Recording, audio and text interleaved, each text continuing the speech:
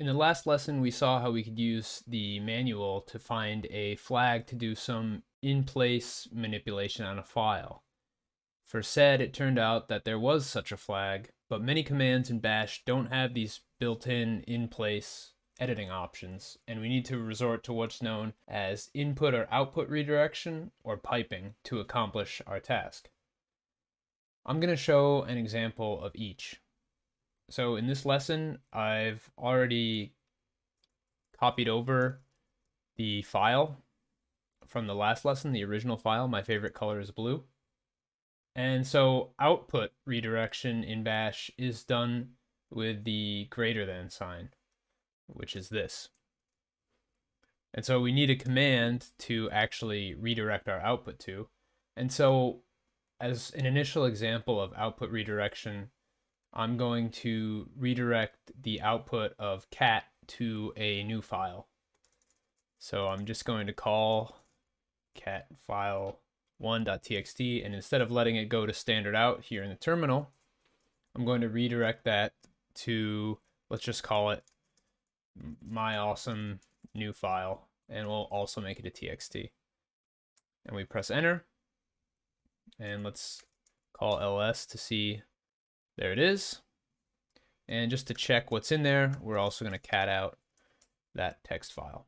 Great. So we see that cat, instead of being displayed to standard output here in the terminal, it was written to myawesomenewfile.txt. We can also do input redirection, and that's with the less than symbol. So in kind of a reverse way, we can take the contents of our new file and send them into cat. So that would be calling cat, but taking the input from the file. And we see the contents of that file printed out. We can also pass output of commands on through a chain of commands without having to read or write from a file. And this is known as piping. And the syntax in bash for piping is with the bar symbol, or this symbol. And so for that example, I'm going to cat out file1.txt, and I'm going to pipe that to our sed command similar to last lesson. But in this case, we don't need to use -i because this pipe is piping the output directly to sed. So we can just call the substitution directly. And then we can call our output redirection to, I'll just call it new file.txt. And so let's list, make sure it's there. New file is there, and we should expect the substituted sentence. Great. So that's an example of piping. So to follow the spirit of the last lesson, let's look at another command which, like sed, is able to do complex data manipulations, and that is tr. So while sed is able to substitute full words or phrases on data, tr is more for translating specific characters in data. So let's take a look at it in the man. And one thing we notice right away is that there's no -i option for tr. It's relatively more simple than sed. And so this is a perfect example of using input or output redirection to be able to use the powers of tr. So I'll back out of there. And a nice example, or an initial example showing the powers of tr, is by translating all lowercase letters to uppercase letters. And that can be done with the following command. These brackets mean that it's a series, so all letters between A and Z, and it is case sensitive.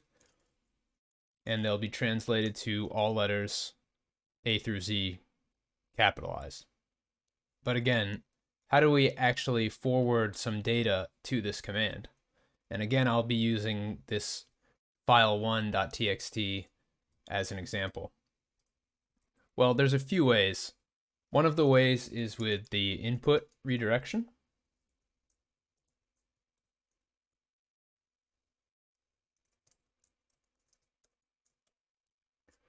And we see that TR is capitalizing the entire contents of file 1. And another way is with the piping method. So we can cat file1 txt and pipe it to TR. That same command from above. And we see that works as well. In my opinion, I prefer the cat and piping method since it leads to a left to right and easy to read command style, which we'll see later is especially helpful when we move to writing full bash scripts. And furthermore, a left to right fashion also enables us to use pipe in combination with output redirection to actually create a file of this output. So if I take that old command, but then add in a redirect to, we'll call it file1 caps txt, then we can check the contents of file1, and we see that we've properly redirected that translated output into this new file. So in this lesson, we learned about both input and output redirection and piping. So let's move on in the next lesson to see how we can also connect separate commands together when no reading or writing is required.